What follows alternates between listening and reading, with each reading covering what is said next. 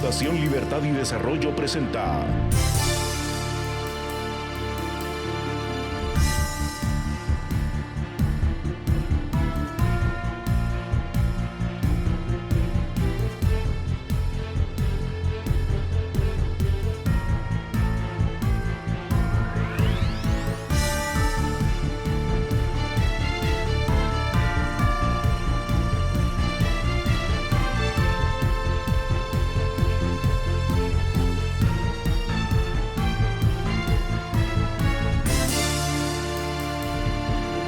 Razón de Estado con Dionisio Gutiérrez.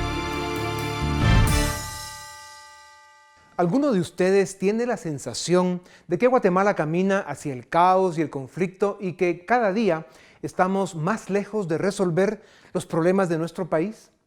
¿Por qué no encontramos el camino ni los líderes que nos guíen hacia el país que todos anhelamos? Llevamos décadas fracasando en el intento de construir una democracia de instituciones con división de poderes, justicia independiente y gobiernos capaces de administrar con transparencia y resultados. Llevamos décadas fracasando en la construcción de mecanismos de protección a los derechos humanos, la propiedad privada, el respeto a los contratos, la libertad de prensa y demás libertades civiles. Son estos valores, estas instituciones, las que permitieron el surgimiento del mundo moderno y las que han dado a Occidente, desde hace más de 2 siglos, éxito, desarrollo y bienestar. Ese sistema, esa forma de vida se llama liberalismo. Es un programa político que se funde con la democracia y el Estado de Derecho, define el orden social y promueve el crecimiento económico. Y donde éste ha gobernado, como lo confirma la historia, las sociedades alcanzaron los más altos niveles de bienestar. Hoy presentamos una entrevista con Mario Vargas Llosa, un gran promotor de los valores de Occidente. Mientras tanto, en Guatemala, lejos de discutir cómo hacer efectivos los valores del mundo moderno, vivimos encerrados en un laberinto perfecto. Los ciudadanos que debiéramos hacer algo más por nuestro país, los dirigentes de la sociedad, sobre todo la élite económica, y el gobierno, en especial quienes manipulan la presidencia y el Congreso, estamos llevando a Guatemala, su economía y su democracia a peligrosos niveles de riesgo, deterioro y confrontación. Como siempre, quienes más sufren la incapacidad y la irresponsabilidad de las élites son los guatemaltecos de escasos recursos y los desempleados, entre quienes la mayoría son jóvenes. Con todo respeto, le pedimos a la CICIG, al CACIF, a la dirigencia de la sociedad civil, al gobierno, donde quiera que esté, y especialmente a los diputados que se sienten a solventar sus diferencias, a descubrir los temas en los que pueden ponerse de acuerdo y que encuentren la forma de crear las condiciones de armonía para la gente que quiere trabajar y vivir en paz. Esto es posible si asumimos que el presidente y los diputados son responsables y quieren hacer algo positivo por Guatemala en el poco tiempo que les queda. Hasta hoy van perdiendo el examen con menos de 0. Como si no tuviéramos suficientes problemas y como si padeciéramos de adicción al conflicto, en Guatemala hay gente honesta a la que señalan de estar de acuerdo con la corrupción y la impunidad porque está en contra de la CICIG. No se vale. A quienes apoyamos la lucha contra la corrupción y reconocemos un saldo positivo en la CICIG, nos han llamado hasta comunistas y cuando afirmamos que la comisión ha cometido errores, nos mandan al otro extremo. No se vale. Y el colmo son algunos exfuncionarios, socios y cómplices de gobiernos o candidatos corruptos que se desgarran las vestiduras como miembros de una secta por la famosa comisión y no quieren ver sus errores, que los tiene. Y esperamos que los corrija por el bien de la justicia. Unos y otros, por dogmas, distracción o conveniencia, no se enteran que el futuro de Guatemala depende de que ganemos la guerra contra la corrupción y la impunidad, y depende de que logremos construir un sistema de justicia sólido, independiente y soberano. Aunque a muchos no les guste, gracias a la CICIG hoy podemos contarla. Hay espacio para mejorar y es en lo que debemos trabajar. Lo que sí es cierto es que cuando la famosa comisión se vaya del país, debemos estar preparados para evitar que se pierda lo poco que hemos ganado. El candado que asegura la captura del Estado es el sistema de partidos políticos que está diseñado para evitar el surgimiento de nuevos liderazgos. El verdadero problema de Guatemala es político y la solución pasa por los partidos políticos. ¿Alguna vez se han preguntado por qué el mundo árabe y toda África quieren emigrar a Inglaterra y casi toda América Latina a Estados Unidos? La respuesta es que Inglaterra y Estados Unidos son países que se gobiernan con los valores del liberalismo en la política, en la economía y en la vida social. Por eso, debemos dejar de leer y escuchar a tanto cantamañanas que solo buscan enfrentar y confundir para que sea más difícil ver con claridad la evidencia irrefutable sobre la superioridad moral y material de la democracia liberal y republicana.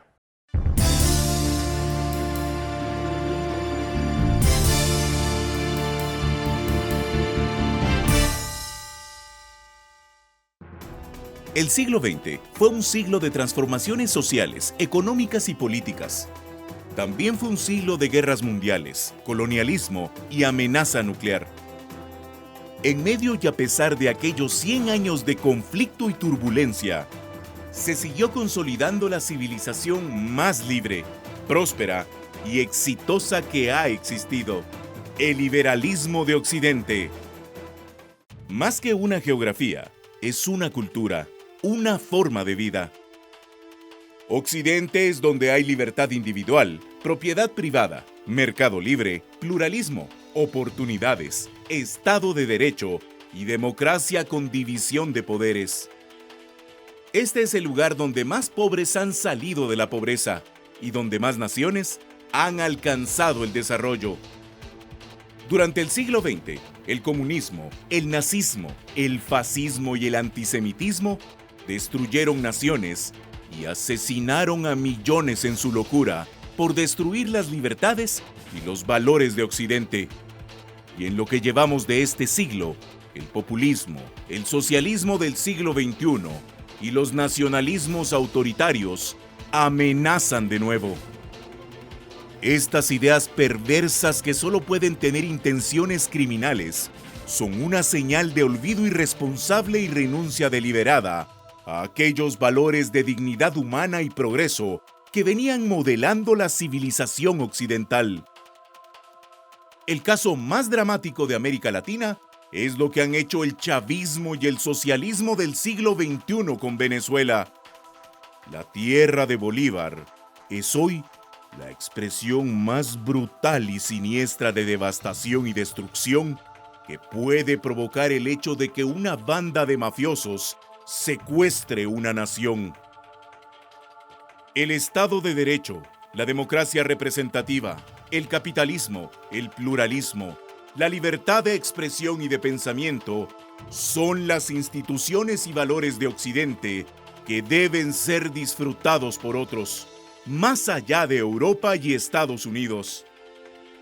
América Latina debe aspirar a estar formada por países libres y prósperos, y para esto, la sociedad debe rescatar la educación de sus niños y jóvenes para devolverles la ilusión por la vida y el futuro.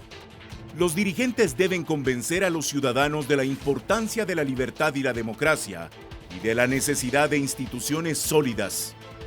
Y todos debemos comprometernos con las normas morales y jurídicas que han hecho posible el éxito de Occidente. Nadie dijo que será fácil, pero donde la civilización de Occidente florezca, se alcanzarán altos niveles de desarrollo y bienestar.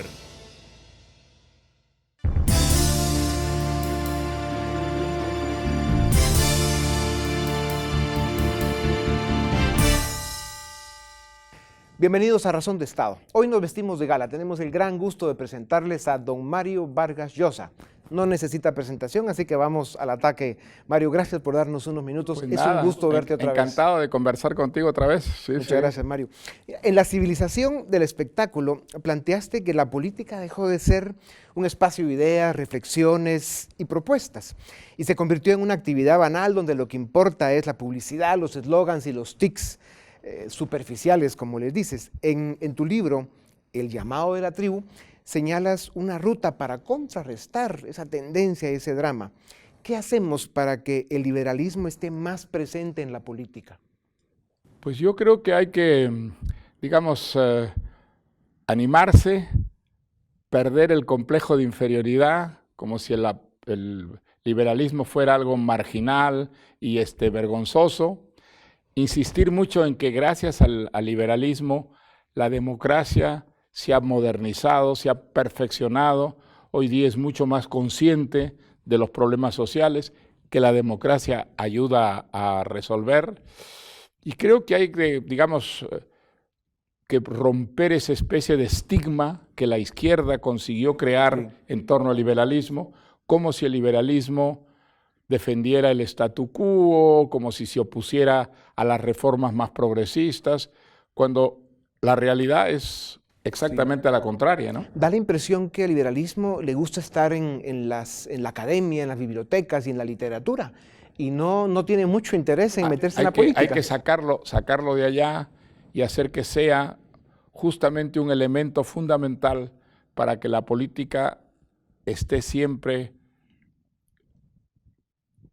confundida con la libertad. Creo que eso es un elemento fundamental y que nadie, como el liberalismo, que tiene tanta conciencia de la importancia de la libertad en todos los campos de la vida social, pues está identificado con ella, ¿no? Claro.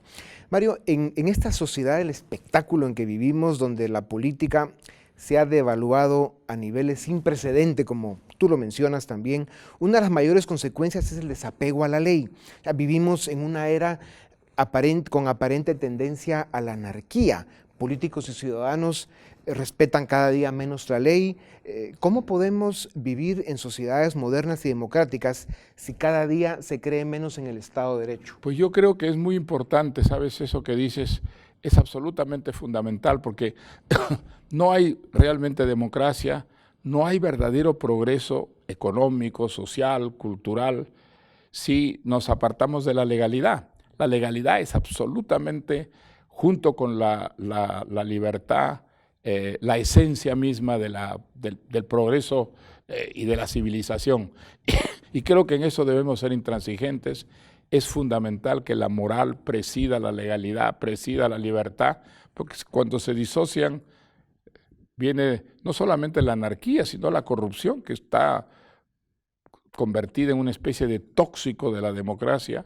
Hoy día la corrupción es el problema mayor que tiene la democracia en el mundo entero, y eso explica el comportamiento de ciertos electores que, hartos de la corrupción, hartos de que el poder sirva para enriquecerse, pues a veces votan por la demagogia, por el populismo, ¿no es cierto? Sí.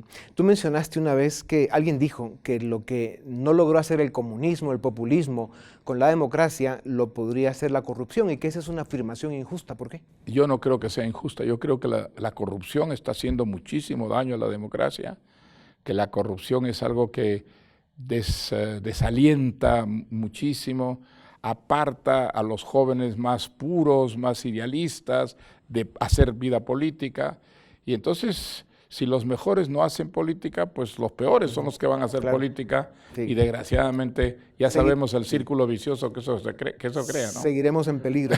Mario, grandes pensadores liberales como Stuart Mill, Popper, Smith, Berlin, Friedman, Hayek y Mises señalaron que la libertad económica y política solo puede cumplir a cabalidad con su función civilizadora, creadora de riqueza y empleo y defensora de los derechos y libertades individuales, cuando la vida espiritual de la sociedad es intensa y tiene una jerarquía de valores. ¿Cuáles son esos valores que deben inspirar a una sociedad democrática liberal? Bueno, yo creo que es muy importante que la moral presida la vida democrática, política, económica, social. La moral para nosotros, pueblos latinos, de origen latino, está identificada con la vida espiritual. Eso es un hecho, y para muchos, no solamente la vida espiritual, sino concretamente la vida religiosa. Creo que el liberalismo no está reñido con la religión, ni muchísimo menos. De hecho, los pensadores de mi último libro, que son todos liberales, todos eran o fueron en gran parte de su vida creyentes. Y entonces creo que la vida espiritual sí es muy importante en una sociedad, pero sobre todo la moral, la presencia de una moral que distinga el bien del mal es absolutamente indispensable y es uno de los grandes escudos contra la corrupción, ¿no? Sí. La cultura democrática necesita la convicción arraigada de los ciudadanos que este sistema es el mejor posible y que se requiere para hacerla funcionar voluntad. ¿Por qué es tan importante estar consciente de esta afirmación? Yo creo que es muy, muy importante que que el liberalismo sea una presencia que de alguna manera esté identificada con la libertad, con la legalidad y con la moral. No digo la cosa religiosa porque se puede no ser religioso y tener una moral muy firme, pero sí creo que es importantísimo el elemento moral en el del desenvolvimiento, el funcionamiento de una sociedad. Si no, abrimos las puertas y las ventanas a los excesos, a los abusos, a los atropellos y a la corrupción, ¿no? Sí. Tú has señalado que el desprestigio de la política en nuestros días es un fenómeno que no respeta fronteras. En casi todo el mundo, el nivel intelectual, el desarrollo profesional y la calidad moral de los políticos ha decaído. Así lo dijiste. Esto ha provocado desinterés en la política y ausentismo en los procesos electorales. La juventud no quiere saber nada de la política. ¿Puede sobrevivir la democracia en un contexto donde cada día se confía menos en los políticos, se participa menos en los procesos electorales y nadie quiere ingresar a la vida pública? Bueno, yo creo que no, lo peor es que siempre hay gente candidata a participar en la vida pública, pero si no son los mejores pueden ser los peores. Y eso, desgraciadamente, está ocurriendo en muchos países del mundo, donde por la naturaleza misma de la vida política, los mejores se sienten rechazados, repelidos por la vida política, y eso tenemos que combatirlo. Es decir, tenemos que convencer a los jóvenes que la política es un instrumento para hacer buenas cosas, para hacer grandes cosas, que no hay probablemente un ideal más urgente en América Latina que transformar a la sociedad, acabar con la politiquería, con la corrupción, con las dictaduras, con el desapego, de la ciudadanía a la vida política. Creo que eso es perfectamente posible si encontramos una manera de llegar a los jóvenes y somos escuchados, ¿no? Y es que, claro, vivimos el drama de que la juventud ha llegado a la conclusión que la política pues es una profesión de personas amorales, ineficientes y propensas a la corrupción. O sea, el que tú insistas en que la democracia, y sobre todo una democracia liberal, republicana, como las que quisiéramos tener en América Latina, depende de que las nuevas generaciones tomen la decisión de participar. ¿Cuál sería el mensaje que les darías, sobre todo por el costo que puede tener el que no lo hagan? Pues yo creo que lo mejor sería para una juventud fijarse como un ideal la transformación de sociedades que están muy atrasadas, que están desgraciadamente con instituciones poco sólidas y en las que la corrupción está haciendo verdaderos estragos, ¿no? Entonces, creo que ese es un mensaje a la que la juventud es perfectamente sensible. Hay que convencerlos de que a través de la política se pueden hacer grandes cosas. Transformar un país, convertir a un país pobre en un país próspero, convertir a una sociedad que no conoce realmente los alcances de la libertad en una sociedad verdaderamente libre, son ideales que estoy seguro pueden seducir muchísimo a los jóvenes, pero para eso tenemos que convencerlos de que el instrumento es la política, que no haciendo política es imposible esas transformaciones. Es que esa es la afirmación importante.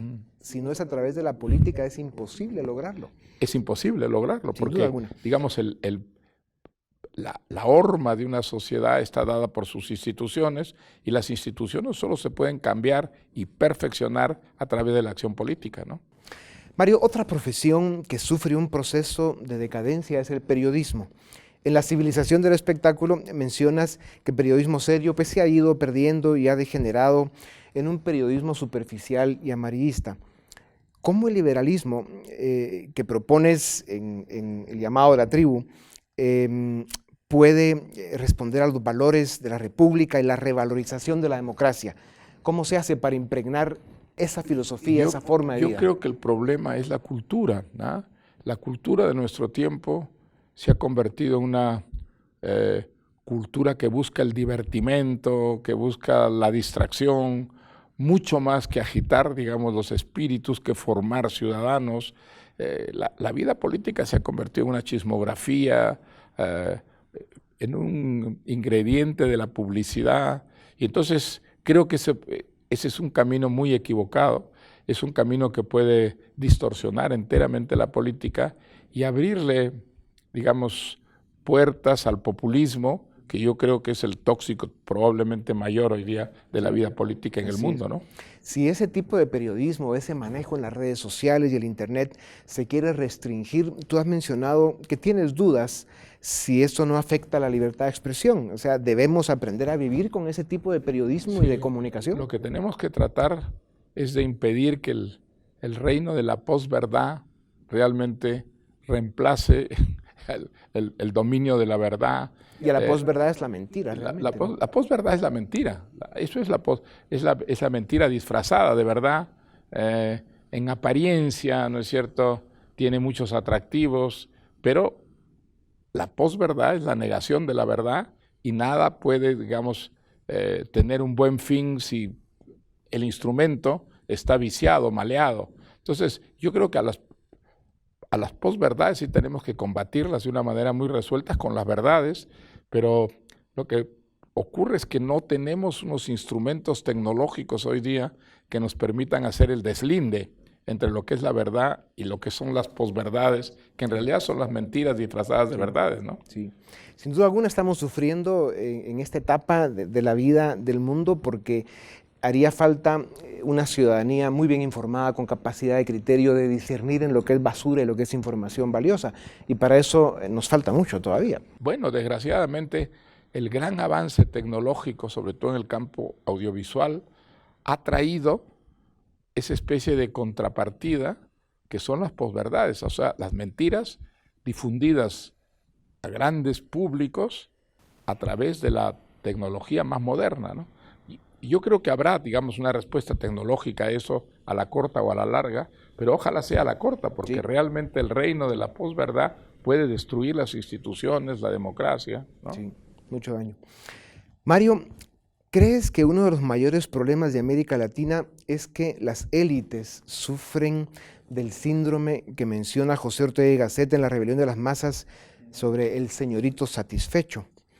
¿Qué hacer con la advertencia que hace don José sobre el fin de la primacía de las élites, que por cierto es similar a la tesis de Moisés Naim sobre el fin del poder?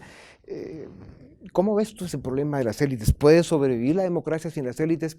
Estamos fallando sin duda alguna, ese abandono a la política, esa falta de compromiso con el desarrollo de los países, los niveles de pobreza que se ven en América Latina todavía, especialmente en países como Guatemala, son de vergüenza. Y las élites están en otras cosas. Sí, bueno, hay un egoísmo a veces, ¿no? Hay un egoísmo, hay una incultura que ha reemplazado, digamos, a la cultura, en justamente las que deberían ser las élites promotoras del progreso, del desarrollo, de la cultura. Sí, creo que ese es un problema generalizado hoy en día. En algunos casos es pura frivolidad, reemplazar la cultura por el divertimento. Esto al final destruye la cultura, pero también destruye la vida política de una nación, ¿no? Creo que desinforma, genera una especie de pesimismo cínico, de mucha frivolidad, el ver las cosas con una ironía destructora. Sí, pero creo que desgraciadamente esa es la cultura de nuestro tiempo. Es decir, la cultura de nuestro tiempo incentiva muchísimo ese tipo de actitudes y mi impresión es que en un momento dado eso va a tener unas consecuencias políticas muy negativas, muy nefastas, ¿no? Públicos poco instruidos pueden ser fácilmente seducidos por demagogos, el reino de la posverdad tiene esas tremendas limitaciones, y entonces creo que si queremos tener verdadera democracia, verdadera libertad, si queremos tener una legalidad que permite el progreso, que incentive el progreso, tenemos que combatir esa especie de frivolidad que está detrás de las posverdades, esa especie de negligencia en el campo de la cultura que puede ser fatal para una democracia, ¿no? Así es. Mario, pocos escritores del mundo y especialmente pocos escritores de Iberoamérica tienen un número importante de libros que se pueden definir como indispensables. Y en el contexto de este evento que organiza la Universidad Francisco Marroquín, que es Cara a Cara con un Nobel, que fue el evento en el que participaste recientemente, donde para variar, pues el teatro completamente lleno, las colas para que firmaras libros, hubieras pasado de varios días firmando. Pero hay dos libros que son La civilización del espectáculo y La llamada de la tribu, que es el libro que estás presentando ahora. Y ahí pues se puede aprender muchas cosas, confirmar otras y sobre todo reflexionar y convencerse de la importancia de seguir defendiendo el liberalismo en el mundo. Pero una de las conclusiones que uno puede sacar es que la democracia tiene muchas imperfecciones, pero por lo menos debe ser capaz de reemplazar la arbitrariedad por la ley, permitir elecciones libres y partidos políticos y sindicatos independientes del poder, tener una sociedad abierta y que tenga capacidad y oportunidad de desarrollarse. Sin ninguna duda, yo creo que esa es una de las ideas centrales de este libro. Sobre el liberalismo, tú sabes que pesa una caricatura, ha sido falseado, ridiculizado, ha sido convertido en una doctrina de los explotadores, de los capitalistas egoístas. Es decir, todo lo contrario de lo que es el verdadero liberalismo.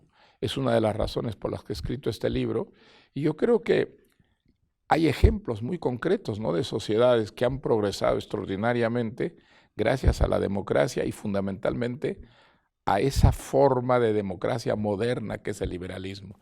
El liberalismo ha inyectado a la democracia una renovación permanente, una modernización que hace, por ejemplo, que la democracia, que en sus principios no se preocupaba de los problemas sociales, hoy tenga los problemas sociales como su preocupación principal y su preocupación mayor. Entonces, si se hace conocer al liberalismo por lo que verdaderamente es, creo que ganaríamos muchísimo terreno en el campo político en América Latina, donde se ha hecho creer a la gente que las ideas liberales, que están totalmente identificadas con las ideas democráticas, con las instituciones democráticas, eran más bien un freno que un impulso para el desarrollo, ¿no? Sí. Pues Mario, muchísimas gracias. Qué bueno que nos veremos pronto otra vez en Madrid. Para Guatemala y para Razón de Estado es un privilegio tenerte con nosotros. Ojalá te veamos pronto en estas tierras. Muchísimas gracias. Mario. Encantado. Gracias a ustedes también y volvemos en un momento para seguir con Razón de Estado.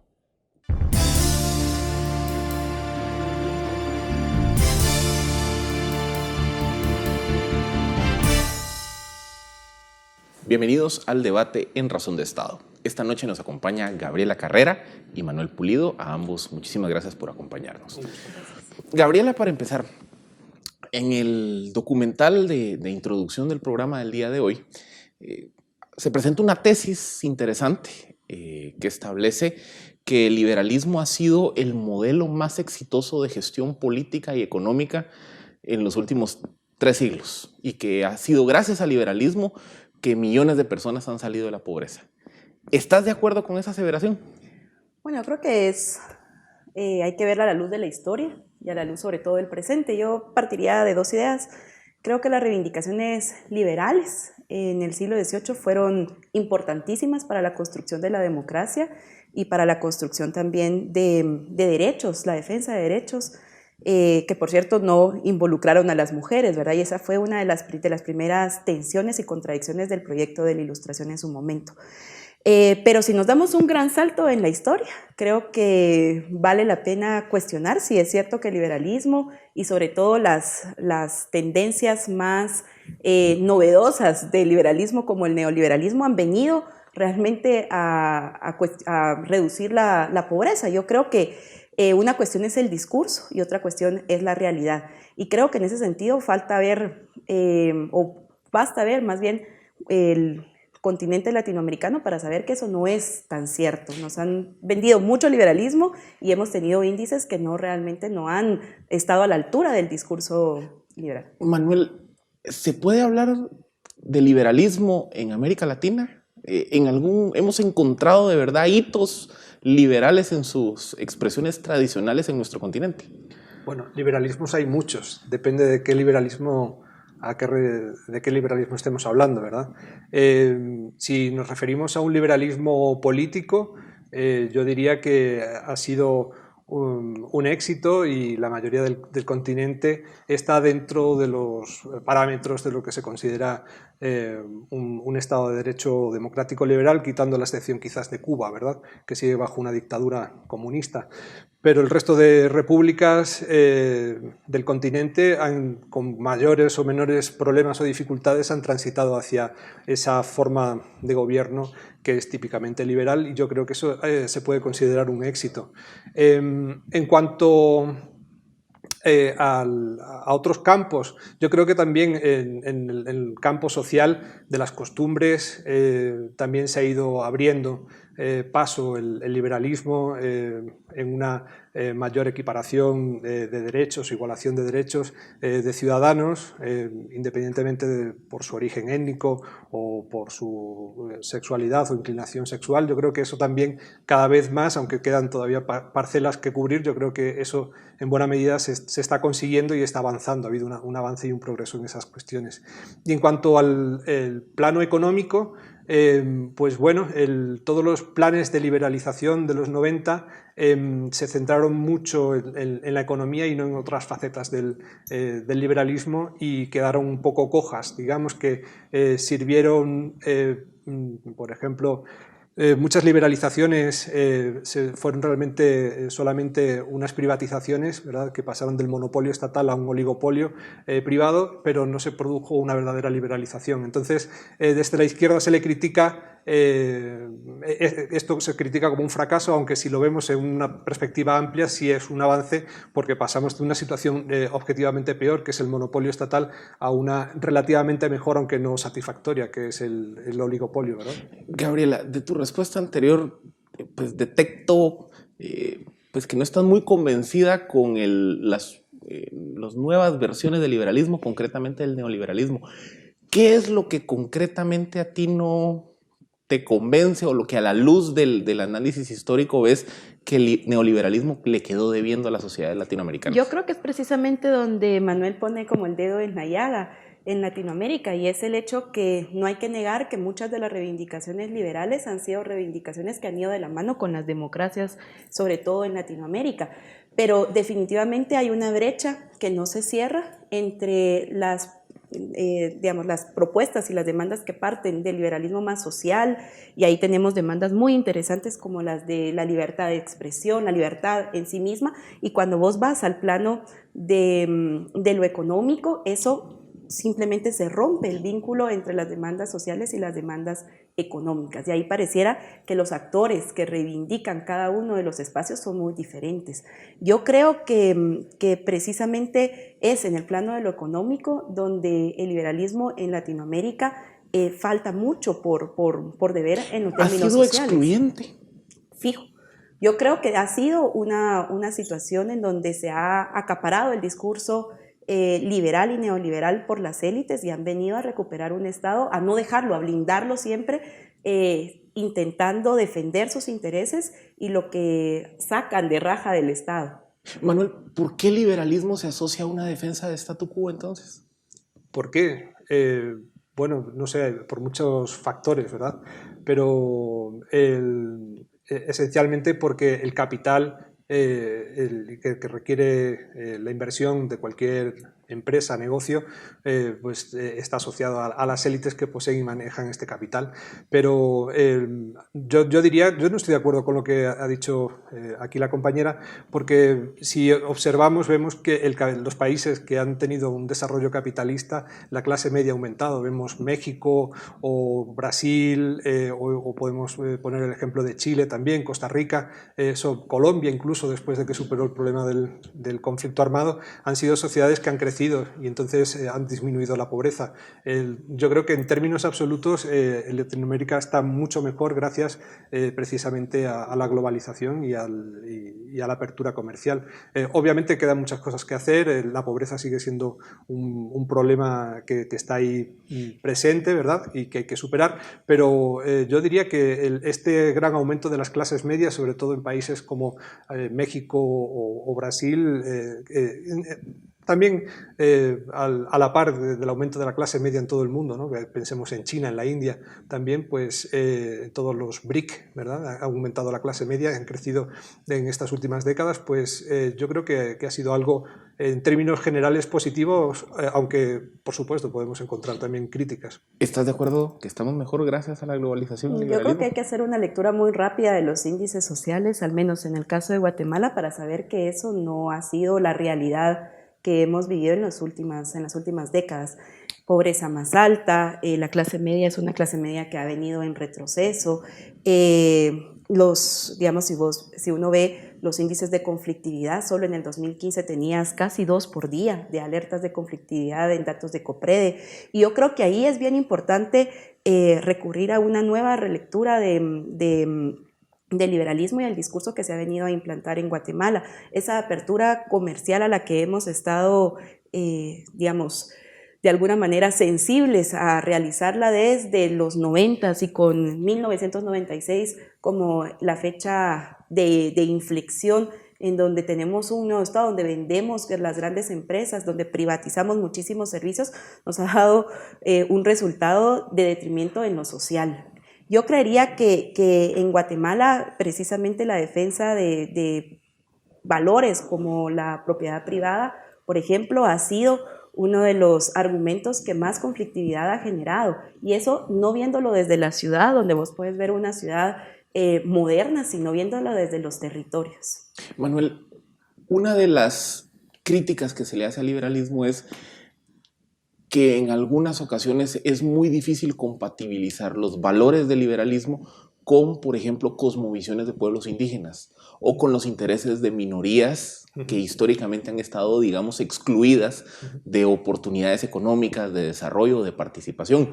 ¿Qué respondes ante esa crítica? Bueno, la emancipación es un valor netamente occidental y liberal. Primero, efectivamente, la Ilustración sucede la emancipación de las clases burguesas del tercer estado, pero esa fue solamente la primera de las que debían de seguir, ¿no? Después la mujer, la clase trabajadora, la esclavitud, que se acaba con ella en el siglo XIX, etc. Todas las emancipaciones vienen dadas por la isonomía, la igualdad ante la ley, la constitución del Estado de Derecho y la igualdad jurídica de todos los ciudadanos, y esa igualdad jurídica de todos los ciudadanos es la que ha permitido también seguir avanzando en estos campos, como por ejemplo pues los derechos de otras minorías, como las minorías sexuales, etc., ¿no? Entonces, para los indígenas igual, yo creo que un Estado de Derecho que garantice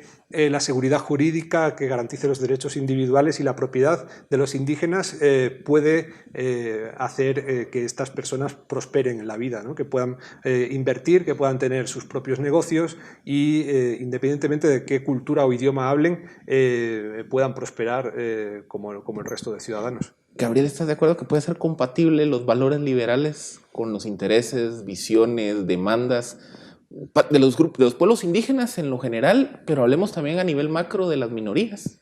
Yo solo quisiera recuperar el primer argumento de Manuel, porque yo sí creo que esta igualdad jurídica de la que hablas es algo que también hay que leer a la luz de la historia en Guatemala. Es una igualdad jurídica que nunca ha sido cierta. En Guatemala pasamos desde ciudadanías diferenciadas en los años 50 hasta la posibilidad de acceder en tu propio idioma a la justicia. Y eso es una realidad que no te permite la igualdad que quisiéramos ante la ley.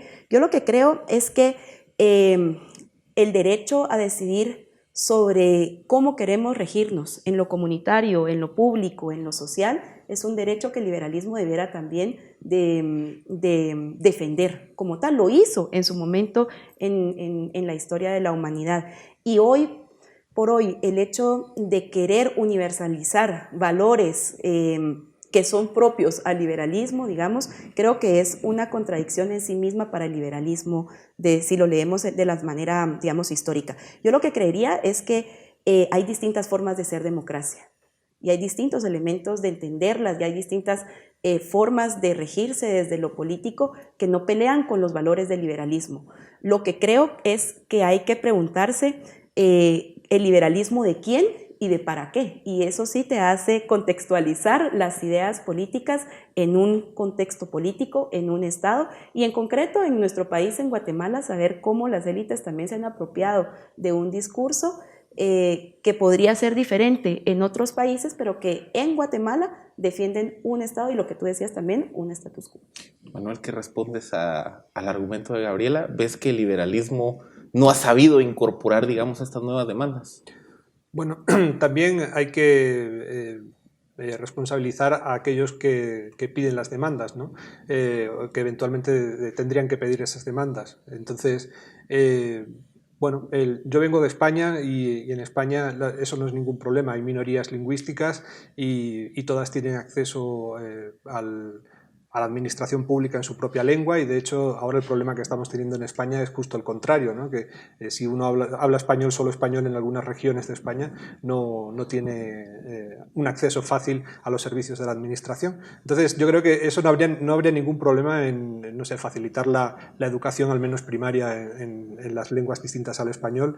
Creo que eso es una demanda perfectamente liberal y compatible con un Estado de Derecho y un sistema capitalista de ciudadanos propietarios, ¿verdad? No hay ninguna incompatibilidad en reconocer esos derechos con el funcionamiento normal de un Estado democrático y capitalista, ¿verdad? Yo creo que ahí, perdón, las dos visiones que se encuentran precisamente es la de sistemas políticos diferentes y concepciones de la economía y de la gestión de lo público que son diferenciadas. Y ahí sí es donde encontramos la tensión. No creería yo que es una cuestión tanto del idioma o el derecho a la identidad, sino más bien es una concepción que va más profunda, que es mucho más estructural, que tiene que ver con visiones de la economía.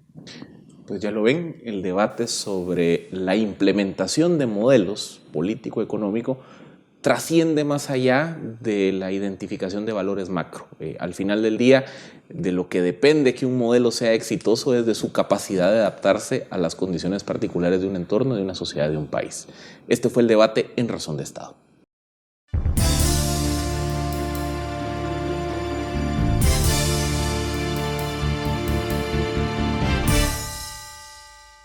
Occidente, más que una geografía, es una cultura. Representa los valores e ideas que han dado bienestar y prosperidad a la humanidad. Los pilares de la cultura occidental son la democracia liberal, la economía de mercado y el Estado de Derecho. Las guerras mundiales amenazaron estos valores y el comunismo y el fascismo tuvieron sus 5 minutos de fama, provocando hambre, muerte y destrucción. Hoy usan otros nombres, como el populismo o el socialismo del siglo XXI. Después de la Segunda Guerra Mundial, Alemania, Japón, Europa, el este asiático y Estados Unidos apostaron por el crecimiento económico y la democracia, y con el poderío militar americano sentaron las bases de eso que conocemos con el nombre de el orden liberal internacional. Los valores liberales trajeron prosperidad. En los últimos 50 años, la pobreza del mundo se redujo más que en los últimos 500.